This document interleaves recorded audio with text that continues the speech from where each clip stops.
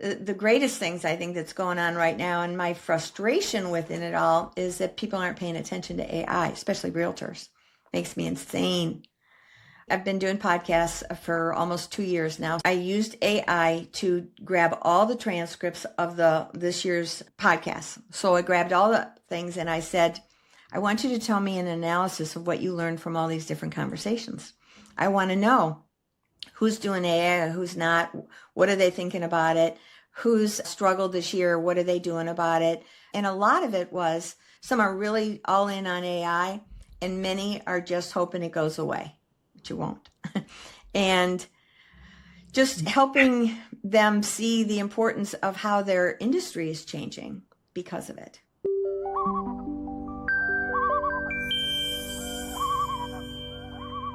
Welcome you, Kathy Byrnes. Mm-hmm. One thing I immediately noticed is you're from Michigan. I am. So am I. Where? I grew up in Bloomfield Hills, Michigan. Grosse Pointe. That's right next door. Yeah.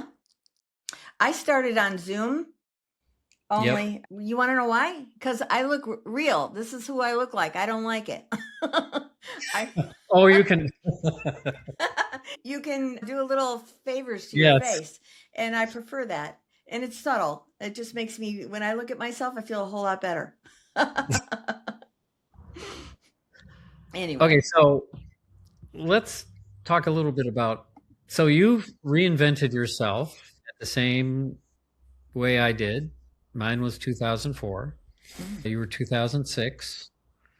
I moved to, my background was in advertising in New York City and Boston before coming to New Hampshire. I reinvented myself, life changed, moved into a little tiny cabin. And that's when I discovered what seasonal meant in January. Yeah. So from what I've read, it's the same with you. You knew your daughter. Yep. I had one person here, my daughter, and I was walking away from a very large life with nothing. And I was giddy about it. And I knew I was going to make my life over. I didn't know what I was going to do. And it took me a year. I did something for the first year that was similar to my background, which was financial planning. And I ended up shutting down a company in 7 states because they were taking advantage of the elderly in North Carolina. And I didn't like it. So I was on a mission to put them out of business. And my daughter goes, you got to go get a job here, Mom. Got to do something. Figure it out. And I said, well, I guess I'll do real estate. My mom did it, and I could use those skills. And the skills came in handy. But that was 2006, right before it crashed. So that was a whole learning curve. And I just basically sold my jewelry, collectibles, and stuff that I had. I didn't have money, but I had some stuff. And that's how I survived with the help of my daughter, who was also starting a brand new career in mortgages. So we were both straight commission. And it was tricky because I was not contributing to much. Now, did you, I'm just moving this because it looks better. So did you live with your daughter at that time? Oh yeah, I had to. I didn't have the money. I came there with $600. That was it. And collectibles. Which I'm sure were worth $1. Something like that. They were, when you're selling something that's a collectible, it's only worth what someone will pay. I had a $12,000 mink coat, which was when they were throwing red paint on all the furs all around the world. Yes. And so I had an eBay store and I put that up there. I sold it to a woman in New York for $900. It was stunning coat. And I thought, what do I need it for in North Carolina? It's warm down here. And it didn't matter. I didn't have any attachment to the majority of everything. And I sold all around the world. I had a lot of Swarovski crystal. And I sold pieces in Tokyo and Australia.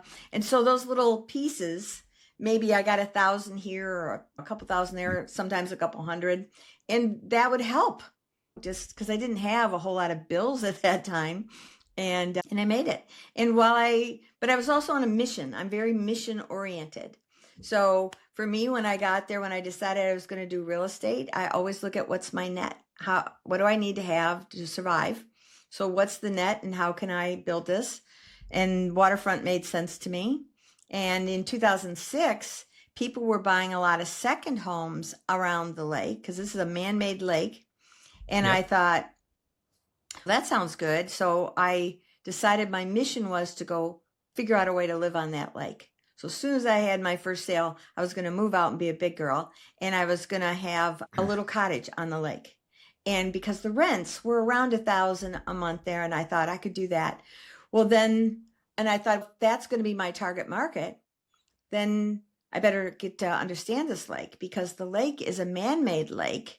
We have a nuclear power plant on our lake. So there's a lot, and they're the ones basically that own the lake. And so they have rules all around the lake. So I needed to know the rules, the setbacks, what was attractive, all the different pieces, how to comp a house, everything. Depth of water, because they would also raise and lower it for people to work on their docks and stuff. So I figured that would be my mission. I would learn all about the lake. I would get, as soon as I could, I was going to get a little cottage on the lake that I would rent. So I would be in proximity to the people on the lake. And then I also went into the tax records and figured out one by one all around the lake, which is I think 500 miles around it. But you can look across just like in your picture there and see the other side of the lake in almost every spot. So it's not like Michigan at all in that Right. respect. So I figured I was going to find all the people who had second homes on the lake, because they were going to be my target market. And because a lot of times they'll want to sell. And when you have a hardship or whatever, which we did in 2007, they were the first who wanted to sell.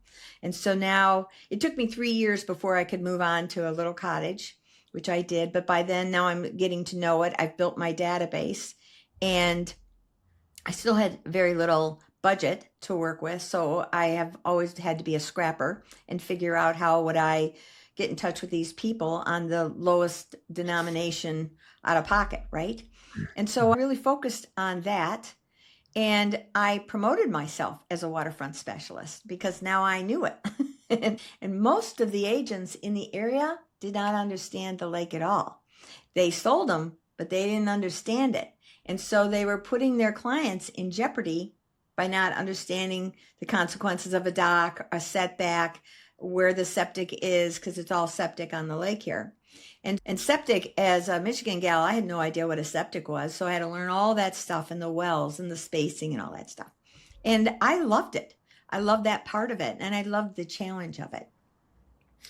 That's interesting because I see so many similarities. My first listing was just down the street from my house. First of all, I'll start with having lived in Manhattan for 16 years and then Boston, where I was paying $2,500 a month in an apartment in Boston. And I bought this seasonal camp that was in winter. I paid $140,000. Oh, wow. So my expenses dropped dramatically. But at the time, I wasn't in real estate. Then it was actually my uncle said, maybe you should do real estate, because it was hard to do my advertising business from my clients were in Boston, whatever. But I did the advertising for a real estate company in Boston. That was my start. And then I was designing a brochure for $3 million split level ugly house. And I moved into a waterfront for $140,000. So my first listing was just down the street. Someone heard, oh, I heard you went into real estate. Oh, sure. And I was with Coldwell Banker at the time, and I didn't know anything about nothing. But just you, what do we do? So for that listing, I created waterfrontagent.net. .com was not available, right? Yes. And what I did, and maybe you did the same thing, is I got the tax records from the little town of Northwood and found all the addresses of people who didn't live in Northwood. That's exactly what I did. All around the lake. Yeah. Went right into the tax records. That was my mailing list. Yeah. And so my very first card was, Michael Travis knows waterfronts like the back of his yard, and had a picture of my lake, right? That's great. It lasted. But I think it's interesting that you experience the same thing where a lot of people are happy to sell on the lake, but they don't know anything about the lake. Right. And the other thing I read about you is the importance of mentors. Now you're the mentor. Who are your mentors? I never paid for any coaches, and honest to God, I struggled to find mentors because I started with Coldwell Banker, went to Remax, left Remax after about 7 years, and then went to a little firm, got fired from there because I questioned their integrity. And I was their top listing agent. And I was like, oh, okay. And I went to KW for about 8 months, and then I ended up joining a team because I'd had my own team for 7 years when I was in Remax, where I had a partner. And when I was over at KW for that little bit, I was struggling. I had a lot of things happen in my life. My business partner had gone in a different direction. I had to start taking care of my mom, who had dementia, and I had to get her from Georgia, bring her up. I couldn't keep her at my house. Our dogs would fight. And so it was a lot, and I wasn't used to doing any of the minutia. My partner did all the minutia. I was the salesperson, and I would do all the marketing. She would deal with the clients. I didn't have to talk to them. And I'm very impatient with people that are petty. And I found a lot of petty clients, and it would annoy me. And so I said, you've got to deal with that. Let me do the sales. Let me do the marketing. Let me do all that piece. And it really worked in great harmony. But her husband was older, and she just decided she needed to go another way. And all of those were gifts. All your sucker punches in life actually have a gift. That's my vision. And so anyway, I was offered at KW a coaching opportunity to coach the new agents, brand new agents, and they were going to pay me 10%. They were going to keep 10%. Then I saw the split that they were taking just for the company. And I saw that these agents were going to net around 38%. And I thought, I don't want to be a part of that. I'm a struggling agent already, even though all those years had happened later. I was always just trying to catch up from when the market took 4 years to come around. Then I had an IRS sucker punch because I hadn't paid my taxes, just trying to survive. And just sucker punch after sucker punch, not complaining, just figuring it out, really. And so when I saw that number, 38%, I said, I'm going to pass. I passed because of that, and because I didn't like their tech, which was awful, terrible tech there. And I didn't like what they were teaching. It was very dated. I said, I'm a lot older than a lot of these peeps, but I'm high on tech, and I am not going to sabotage their success. So I don't want any part of it. And I needed the money. And I said, no, thanks. And then I told my friends who had invited me to come over to KW when I got fired, and they said, just come sit here. They'd offered me a position on their team when I had my own team at the time. And I said, that doesn't make sense. But now when I told them what had just happened, they said, would you consider coming on our team? And I go, it depends. Talk to me. And they offered me splits that I liked. And I'd been stalking Craig LePage, who was one of the owners, for years on his marketing, and because he was so ahead of the game. So I said, yeah, I want to hang out with you guys because you're going to do my marketing. I like this. And 2 weeks later, they said we were going to EXP, and I go, whatever, fine, I'll just go. I never even checked it out. And I went over there, and that was life-changing for me. And that's just been my path. So nobody's really been a mentor. And what I found with all those companies is nobody would help anybody. But I always helped. I helped everybody. So I really was the mentor even when I was learning. So my mentor is Kathy Byrnes from Coldwell Banker. Yeah. She's been in the business since 1967. Wow. So she's been through everything. My fourth transaction, I uncovered fraud. And I won't say who the company was, but it was bad. And so but very quickly, they knew who I was because I went up. I had a great manager, Dave Hennessy. But without that, it was a fast track to learning. Yeah. But also I knew a bit about branding. As I said, my first listing was a Waterfront. So I created Waterfront Agent. And at the time, Coldwell Banker didn't know how to deal with a guy who had their own website. Yeah, you were ahead of your time. And then they became known as a Waterfront Agent. That's good. I collect lakes. I've sold properties in more different lakes than any agent. So everything you're learning on one lake times over 50 lakes. And the rules here are very different, but we still have setbacks and Yeah. septic Well, walls. And did you find that a lot of the agents didn't understand the rules of the lake and were jeopardizing their clients? Did you use that as a marketing piece?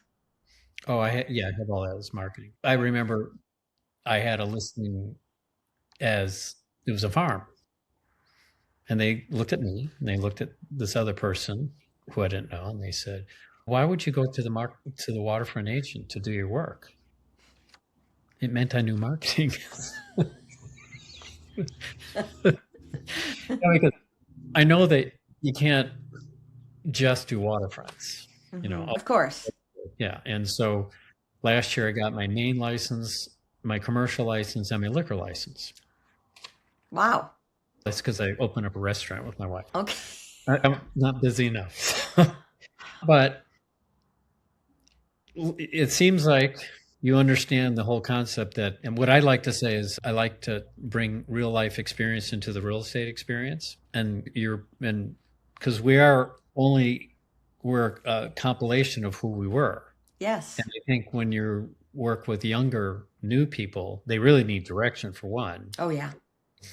And as you wrote, the real estate business is set up for failure. It is. It's ridiculous. One of the greatest things I think that's going on right now, and my frustration within it all, is that people aren't paying attention to AI, especially realtors. Makes me insane. I've been doing podcasts for almost 2 years now. So I did I used AI to grab all the transcripts of this year's podcast. So I grabbed all the things and I said, I want you to tell me an analysis of what you learned from all these different conversations. I want to know who's doing AI, who's not, what are they thinking about it, who's struggled this year, what are they doing about it. Just tell me a great analogy of all those 47 different conversations. And it came out with an amazing analysis that just blew me away, which I loved. And a lot of it was, some are really all in on AI and many are just hoping it goes away, which it won't. And just helping them see the importance of how their industry is changing because of it. It is changing a lot. Now, I have fun with AI as well as Soro. I've got these, and I'll send you a bunch. They're me selling a bunch of flamingos in Ice House on Lake Osaki. But I actually use it as like a marketing, because I'm talking about lakes and selling. Yeah. I sold a house to Barbie and Ken in a little tiny house. But it is amazing what it can do. Kind of scary. Yeah. Using AI for exactly what you did, of taking all of these transcripts to hone it down, is brilliant. And also, I would predict you help your listings in terms of writing, making it better. Oh, yeah. That's the smallest piece. And that's what most agents are looking at, just the listing thing or emails. Those are the two things. And I go, oh, it's so much bigger. And especially being a marketing guy like yourself, I was in Lisbon 2 years ago at a convention there. They started it all out with think bigger. And I thought, boy, I thought big. I'm a big thinker. And I realized I was only thinking as big as my think big was at that time. And now, already this morning, I've been on WhatsApps with, I was in England, I was in Portugal, and I was in Dubai. These are things that have all happened because I've started thinking way bigger. Because I do outgoing referrals with your database, I'm thinking you can do exactly the same thing, especially your licensing of who your portfolio is. Because these people are buying in other countries. The whole world is shifting because AI is making our world more compact. And so people are saying, yeah, I might want to invest in Dubai, get some tax breaks over there. Or maybe I want an equestrian estate in Portugal. Or I just want a little condo over in the Algarve that I could rent out and we just go to a few times a year. And so my marketing is around that, and also around finding luxury agents that I can work with to send these referrals to. Because I would prefer at this stage of my life to do outgoing referrals. but I want to vet them. Yes, I agree. At my stage of my life. Right? Now, growing up, of course, I'm always amazed when I see agents who have their kids as part of their team, because I took my 7-year-old daughter around. There's no way in hell she was ever going to be in a real estate. It does give freedom. It does give, but you have to be committed. And I think that you'll find that, again, the different work ethic of age groups Yes. is clear. Yes, And- it's very clear. Yes. However, I was talking to this guy in England this morning through LinkedIn, messaging back and forth. I'm really intrigued with this guy. He's an athlete. He's still in college. He writes like such an old soul, though. I mean, he must have had mentorship on steroids of personal development. The things that he writes. Now, do I think he's using AI? I don't know. I don't know, because it's very rich. And I said, buddy, I think we need to talk. He is in property management, not the sales of things. I said, I think you could do great in this industry. And are you open to ideas? I said, because blown away by who you are as an individual. And I see no matter what you do, you'll be successful. And I have an opportunity I'd love to talk to you about. But that's my point. And if he became an agent in there and I can do referrals to him, I like it. Yep. A lot of my business is referrals by That's what I'm thinking. By even other companies, because we're all realtors. It doesn't matter who you work for. Yes. What will matter is your commission split and that kind of stuff. I do pay attention to that. Yeah. How about LinkedIn? How did you find me? Were you on LinkedIn and you saw it? No, the podcast found you. Oh, are you with Icons of Real Estate? Yes. Okay, yeah. They picked me a lot. I'm not quite an icon. An I. That's what I said when It's they an called. I. They asked me, I think it was almost 2 years ago, they said, we'd like to interview you as an icon of real estate. And I go, me? I don't know, that's me. And he goes, yard us. I said, all right, I'm in.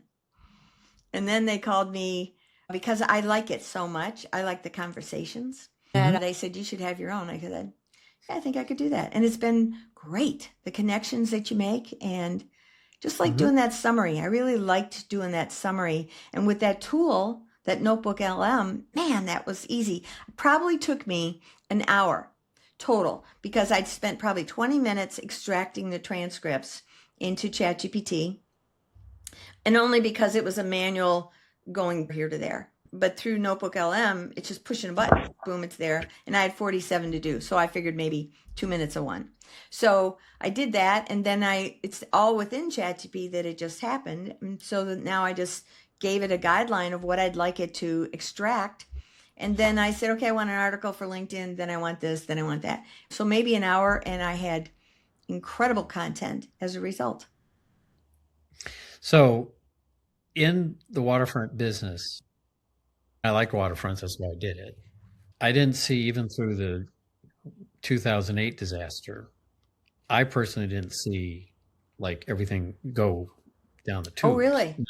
Now, New Hampshire's a little different, though. First of all, we only have 1.4 million people here. Surrounded by Maine, Vermont, and Massachusetts, which are the most expensive. We didn't have the same level of foreclosures or anything like that during that horrible time.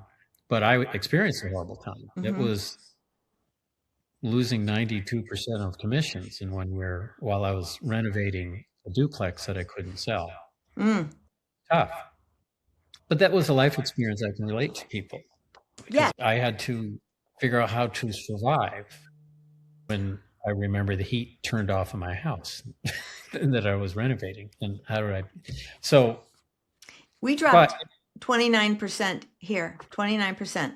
But it rapidly, it deserved to drop 29% because the prices, I was watching it go up $10,000 a month in 2006 and 7. I said, I had it on a spreadsheet. I said, this is not sustainable. I don't know what's going on here, but this ain't real. And so then when it did crash, it was heavy. And the sellers were so used to the 2007 prices that even in 8, 9, they're still thinking they're supposed to get that high dollar. And Yes. they would go through 2 or 3 agents, and I specialized in expireds during that time. And I literally knocked on doors with my business partner because I would study the expired, and we would see how long you've been on the market, how many agents have you gone through. We were limited on our pictures back then. It was either 8 or 16. And I would study the agents track record. Do they even do waterfront? And so then I created this sheet that I would have all this filled out before we went to their house, and we would go up one peninsula and down the other side. And so that's how many expireds there were. We would probably cover 7 or 8 expireds down one peninsula. And these were, I can't even remember the price points, probably in that era, 700,000 to $1 million. And so we would go up and down and knock on the door, and the goal was to get their information because I didn't have their email or their phone number, and ideally get an appointment. And I would use send out cards back then, and I would take a picture. I don't know if you know what those are, but I would take a picture of their house, and I would send them a send out card. So when they opened up the card, they'd see the front of their house on there. I'd say, thanks so much for your time, blah, blah, blah. If we had scheduled an appointment, I'd say, really looking forward to that. If they didn't, say, if you ever reconsider, love to connect. And it would be branded on the back. So I could do that all right from my phone because it had an app. So I could create all of this like a nanosecond. After each house, we would go forward. But it's also car town here, being from the Detroit area. I don't know if you're a car guy or not, but I'm definitely. Of course I am. So at that time, I didn't have a cool car, but my partner, Patty, her husband, he restored old cars and built big engines, and they were from Long Island. And so anyway, one day she pulls in on a Saturday morning in a 65 fully restored Vet convertible with side pipes and headers, and it was loud and wonderful. And we live in Race City, which is all the NASCAR guys. And a lot of people from New York come down here, and they're car collectors. So you pull up with a car like that, you got positive attention. Whereas if you're knocking on a door, which I had a placard that had a big R for realtor on it, so they knew who I actually was, and they would possibly open the door. But when we pulled in the driveway, that first house, I told her, I said, we got the holy grail of marketing for this town. This is amazing. And the first house, that was our first week that she pulled that in, we got a $1.7 million waterfront that had been expired. And that's all you need to do is start to get one. And then you got the next, and then you got the next. And the rascal one day came in on a Saturday with a brand new Vet. I go, what's this? She goes, I sold it, and I got this one. And I go, it's not cool, Patty. It's not cool at all. I said, because now we look like we make too much money. The classic is the seller. You got any more back home? Which she did. And we would use those. But yeah, your cars are a big deal. Yeah, so I agree with you about what you just said. If your car, you come in with a like too expensive or too massive of a car, it can send the wrong message that you're charging too much or whatever. I have my 94 Miata, which I paid $3,000 for. Ooh. But I also have my Ford F-250 for another group, but I also have a Tesla. So it's which means that when I get 65 cents per mile on my Tesla for taxes, wonderful. Yeah. And it just brings into when we're advising young agents what to do, things like what you should be doing to make sure you're writing things off. Yeah. Expenses. When I bought my little $3,000 Miata, which was in mint condition from one of my clients in San Francisco, never saw snow ever. Convertible? Of course, it's red. Oh, of course. Love it. I can now write off my other car 100% just by buying a $3,000 fun car. Yeah. You know? How nice is that? Yeah. But people don't think of that. You know, I use Mile IQ. Do you use that? The app? The miles like It's called Mile IQ. And at the end of the day, when I'm just sitting by the TV or whatever, I go in and you just slide to the right if it was personal or business, because it shows you where you went, and you just go boop. And at the end of the year, it gives me a report. I just send that report over to my CPA. Boom. It's easy because I have my other cars as Oh, my so you just do it from beginning to end. That's right. But not everybody does. I know. And then I had a pickup that just cost me $1 million to keep alive. So instead of miles, it was cost, Yeah. expensive. But those are little things. I'm not an accountant, but those are, you Yeah. learn. There is a whole mentality of surviving as someone on commission. So you experienced a really big downturn and survived. The markets, see, in New Hampshire, you can buy waterfronts for 400,000 to 12 million. It does. Yeah, exactly. It seems that. Of course, we have 1,300 lakes. Again, I bought this one for like 230,000. Yeah, I'm really jealous. I'd love to be able to have that. And that's 2 houses and 400 feet of frontage. Wow. It needed a lot of work. It's all right. Yeah, but I think having experience with renovating, that kind of stuff, helps talking to people. Yes, it does. And having people as workers that can help with stuff, which have you found it's harder and harder to find qualified? Since 2008, I've been part of BNI, which is a networking organization, and it's international. And what I love about it is it's 1 seat per trade. So the realtor seat's really hard to get into. And in 2008, a lot of agents were leaving the industry. So I was like a junkyard dog with the local chapter. And I reached out to everybody. I said, just let me in, just let me in. If that person leaves, just let me in. And one day they called because that person was leaving. And I have not left since. And I have made hundreds of thousands of dollars through there. But the big thing is the trades need realtors and realtors need the trades. Now, are they all good? Some have been not as good as I would have liked. But I told the rank, I said, listen, I need to be able to interview that person. I need to find out how good they are, because if I'm going to refer them, I need to know because you have to be interviewed to come into the organization. And so I would put my 2 cents in, whether or not it was yay or nay. Most of the time it was a yay. And so I have built up great relationships with all the trades, and some have been in a really long time and some have moved on, but depending on what they did, kept them, and my lenders, all those things. That has been phenomenal for me to have as a resource. And then I remember those send out cards. I would send out a card once a month to my clients, a certain number of them that I saw had potential to still do business with. And then all the people in BNI in my group chapter. And I would feature one person every month that I would highly recommend. And that would fill the left-hand side. And the cover said, I got a guy and a gal too. And then on the inside, it would feature who they were and their contact information. The right-hand side of the card would say, hey, this is my monthly card where I'm promoting somebody I really believe in and trust. I'm not paid for this.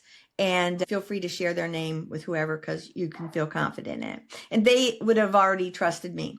But I wanted to send it to the vendors because I wanted the vendors, those trades, to see that I was promoting them. And so they would all fight for who was going to be in the next card.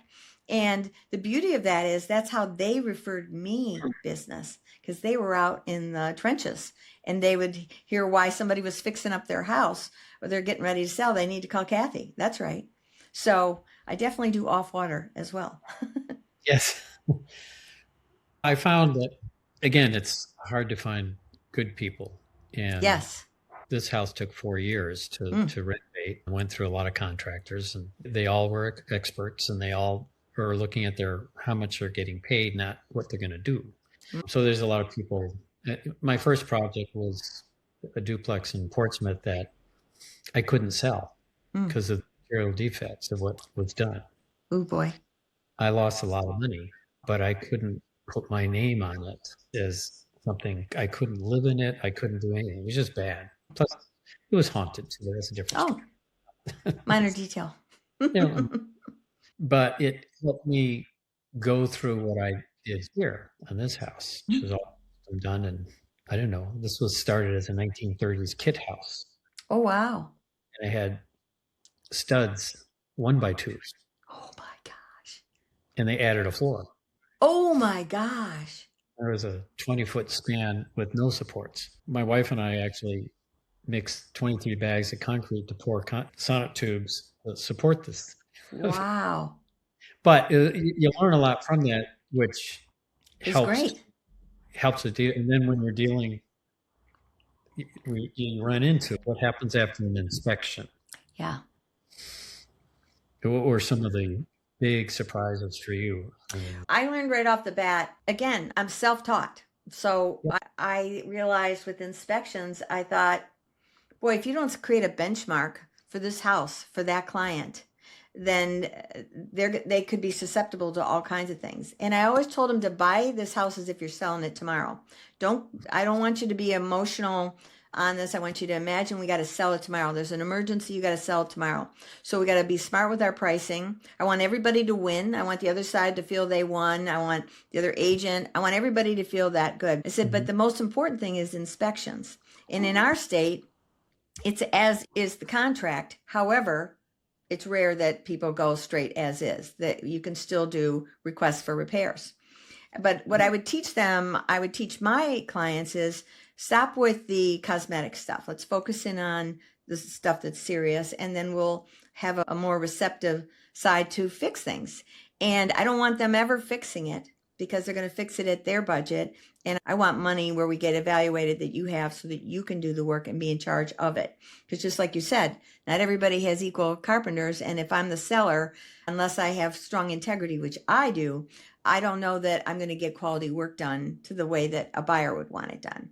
So that's my deal. But I have a whole sheet here here's all the inspections. I got all the people. I want the dock inspected. I want the irrigation. I want the roof. I want the heater. I want the water. I want all of that done.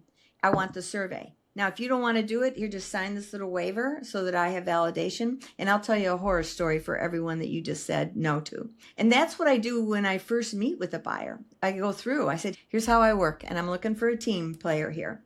If we don't feel good in the beginning, we're not going to feel good as we go along. Here's how I run my show. And I need to know that you want to be a partner in this. You feel good about this. And so that's an important piece. I had a client he was an engineer, though he is an engineer, the rascal, and he would never do a radon test. And I said, Gary, you rascal. I said, radon's all around here. So why do you want to do it? And he goes, oh, it's fake and blah, blah, blah. I go, it's real when it comes at a certain rating, and the mandate of having it done, your buyers won't buy if you go to sell this, because he was looking at a house and he wouldn't do it. And it was a expensive home, but it had a big basement, and that was where he stayed. They lived down because it was all finished, walk out to the pool and stuff anyway. So now they're ready to sell it, and the new buyer, they get a radon test, and it was gonna have to watch my time, and they go to sell it, and that buyer says, I want a radon test. This had a really tall second story, and that radon repair was $2,500 that he was not expecting. Now, he could afford it, but I said, Gary, please listen to me going forward, because we're about to buy another house. Will you do a radon inspection? He goes, yes. I've learned my lesson. I said, I don't want you to ever have these expenses. And I've had many who wouldn't do a survey. Are you kidding me? That's a big one. I had one where it was 15 feet into the yard that their pool extended into the neighbor's yard, that my seller had that issue. I said, oh my goodness. And yeah, fortunately the neighbor was cool because the way the neighborhood was laid out. So they signed it and we recorded it on the deed. But see, these are all things that you start to learn. The beauty of AI right now is that you can go investigate a lot of this stuff. Now, I wouldn't use ChatGPT because it lies a lot. I would go to Grok, where it does great deep research, and I would want its sources. Give me the background on this. And that's what I do a lot today. I want validation of what I'm thinking, or even creativity, and I want your sources. I always ask AI for the sources. Yeah, and Grok is great. It is great. I have found that there's a lot of outdated information. It's only as good as the human that put information in. And that's why it's so important to get the resource and even the dates of what's your last update. Because with ChatGPT, I've done different things in softwares and that I don't know what I'm doing. And I say, walk me through it like a fifth grader. And I'll say, that's not even on my screen. I don't know what you're talking about. I yell at it a lot. And it goes, oh, you're right, Kathy, to call me on that. I go, I don't want to call you on it. I just want you to know what you're doing. If you don't know what you're doing, just tell me. I'll go someplace else. When it gets all funny, because it's built to be relationship wise. I said, I don't need the fluff. I'm a bottom line girl. Stop. Okay. And it'll say, okay, I'm just going to give you the bottom line from now. And I go, stop saying that every time. Yeah. But it also, what I like is if you ask it nicely to give you hashtags. Yeah. People don't think of that. Yes. Oh, it's great. I teach classes on all of it. Oh, that's good. That's great. For realtors, for free. That's because we have to do everything for free first, right? Yep. So have you run into a lot of scams? Yes, which I love forewarn. In our MLS, they've got it for free now, but I didn't know about it when this happened. So I had my first $5 million listing, my only $5 million listing. I'd waited 12 years. I'd worked with this client on and off for 12 years doing different things, and I was waiting for that house to come on sale. And so she called me up and said I could have it. It was a split between the couple, and the man wanted a very specific price, which was overpriced in my mind based on the market, and by about a couple $100,000. But he wasn't going to agree to the sale unless it listed at that price. I said, okay. I said, we're going to have some challenges, but I did very unique marketing all over the country to agents. And I said, you can treat it as if it's your listing, and you can get your own buyer's agent because I don't do dual. But this is a waterfront property, and it's on a great lake, and it was a stunning home, looked like a castle. And I had a cash buyer in 11 days who ended up getting it. But before that, the second day I had it, I get this guy from out of Georgia, and he says, I want to come buy that house. I don't even need to see it, and I'll give you full price. And I'm like, something feels off here, buddy. And this is all in an email. And I said, what are you talking about? I'd like you to come see it. In our state, we have a thing called due diligence. We have to pay a certain amount of money, and it's non-refundable. I said, I won't feel good about this price point without you coming to see the house. And I wanted to meet him. And so he started saying, well, I'll be coming up on Wednesday or so. I'll come up. And I said, and we better start talking how much money you're going to put down as a due diligence. I said, I'm going to want $50,000. Just threw it out there. And he goes, that's no problem. And I said, I'm going to need proof of funds. So he sends me proof of funds, and it was from Rocket Mortgage. And I'm like, Rocket Mortgage, first of all, from Michigan, recognizing Rocket Mortgage. I said, that's an online thing. And I said, right on your thing here, it says it'll only go up to $1 million. This is a $5 million house, buddy. And so he said, and I also want to buy another house. He goes, don't worry about that. I'll get all that for you by Wednesday. I said, oh. And he goes, I want to buy this other one too for my brother. And I go, what's the address? He gives it to me. So I call my friend who has that listing, and she says, what's that guy's name? And I give her the name. She goes, he's a scammer. I said, really? I said, I was really hoping he wasn't, because I was liking the idea. And she goes, yeah, he's a scammer. He's been trying to get empty homes. This was not empty. Hers was, because there's some way that you can do it where you can take over title on a house. And so that was his agenda. And I'm like, oh man. She goes, don't you have forewarn? I said, I don't know what that is. At that time I paid for it. And man, have I used it ever since then, because I don't know where the scammers are coming from, but on a daily basis, I get personally tried to be scammed, but also for properties. How about you? Definitely. And land, especially. I've had 4 people contact me, and you can call the town to try to get contact information. That doesn't always work. I don't have it. In one case, I knew the guy was scamming, and they go for out-of-town owners of lots and things like that. So I called the police department in the town where the guy lives, and they went to his house, and he said, no, I'm not selling it. Another one was, I went to the land, I said, have you had your property logged? He goes, no. I said, okay. It was logged. And the owner, at that time, it was, the lot was far away. And by the time I got to the town, little tiny town of 3 people, I could see in the records the logging contract, because he was paid. I called them up. I said, the good news is that I sold your house. I have a buyer for your house, but apparently you're not selling it. Then he thought about selling it. And I said, but also you should know that all the logs that were logged are just still sitting on the land. He didn't know that. Wow. So we got paid, and whoever logged in didn't clear it and that kind of stuff. And then I just had another one last week. Wow. And they're saying, yes, I'm in Texas. I said, what's your, I just want to look at the information. I had the name of the wife. And I said, is your wife Carol? That's not her name, but that's okay. He was in Texas. Really, that's interesting. It's like, you're not. So it's a lot. Yeah. And I've dealt with people who lost their health because of exactly people who say, oh, I know you're having trouble. You can stop paying your payment, and then you'll get the house back in 2 years. By that time, they had refinanced it, and took all their equity. I had another one with a cash deal. It was an estate. They were buying it, and they were the real buyers. But for some reason, it's taking a long time. They had their financial advisor who changed the deeds in his name. Oh my God. And they lost everything. They found out that their house was being foreclosed on. So it's just terrible. And so I had to sell the house before the predator, that they should go to jail anyway.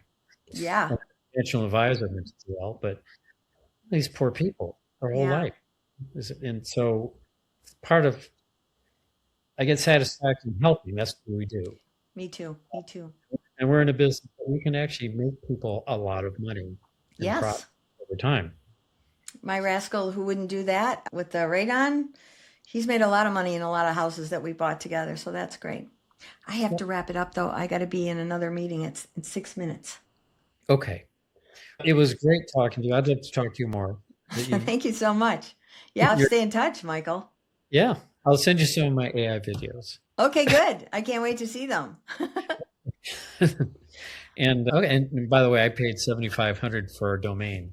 I don't know any agent that does that.